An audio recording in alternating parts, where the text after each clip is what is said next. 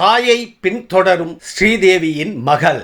நடிகை ஸ்ரீதேவி கடைசியாக நடித்த மாம் திரைப்படத்தின் 2ஆம் பாகத்தில் அவரின் மகள் குஷி கபூர் நடிக்க உள்ளார். நிகழ்ச்சி ஒன்றில் பேசிய அவரது தந்தை போனி கபூர் மாம் 2 படத்தை தானே தயாரிக்க உள்ளதாகவும் தெரிவித்தார். தனது மகள்கள் இருவரும் ஸ்ரீதேவியின் வழியில் செல்வதையே விரும்புவதாகவும் அவர் கூறியுள்ளார். மாம் படத்திற்காக ஸ்ரீதேவி தேசிய விருது பெற்றது குறிப்பிடத்தக்கது.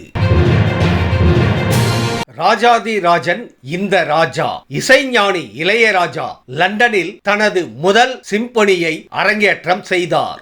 அது அவரது நீண்ட நாள் கனவாக இருந்தது. மேற்கத்திய இசையுடன் நாட்டுப்புற இசை, கர்நாடக இசை, இந்துஸ்தானிய இசையை ஒருங்கிணைத்து 1986 மற்றும் 1988 ஆண்டுகளில் நீண்ட நேர இசை தொகுப்பை வெளியிட்டிருந்தார். அப்போதே சிம்பொனியில் ஆர்வம் காட்டி வந்தார். மொசார்ட், பீத்தோவன் வரிசையில் சிம்பொனியை அரங்கேற்றி நாட்டிற்கே பெருமை சேர்த்துள்ளார் இசைஞானி இளையராஜா.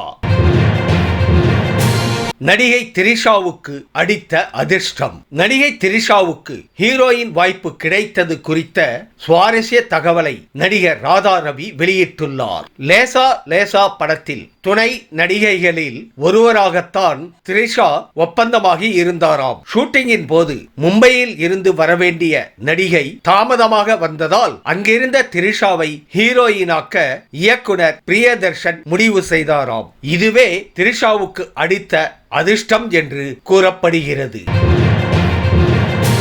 நடிகர் சிம்புவின் மெகா ப்ராஜெக்டை கைப்பற்றிய சிவகார்த்திகேயன் 2018 என்ற வெற்றி படத்தை கொடுத்த இயக்குனர் ஜூட் அந்தோனி அடுத்து சிம்புவுடன் இணைவதாக பேசப்பட்டது. ஆனால் வெளியான சிம்பு பட அறிவிப்புகளில் அந்த படம் இடம்பெறவில்லை. இந்த சூழலில்தான் இப்படத்தில் ஹீரோவாக சிவகார்த்திகேயன் நடிக்க இருக்கிறார் என்ற தகவல் கோலிவுட் வட்டாரத்தில் வெளியாகி உள்ளது. சின்ன சின்ன மாற்றங்களுடன் இப்படத்தில் சிவகார்த்திகேயன் இணைவதாக கூறுகிறார்கள். படத்தை ஏஜிஎஸ் நிறுவனம் தயாரிக்கிறதாம். சிம்பு ரோலில் சிவகார்த்திகேயன் எப்படி? இந்த வீடியோ உங்களுக்கு பிடிச்சிருந்தா கமெண்ட் பண்ணுங்க, ஷேர் பண்ணுங்க, லைக் பண்ணுங்க. மறக்காம சப்ஸ்கிரைப் பண்ணுங்க. நன்றி.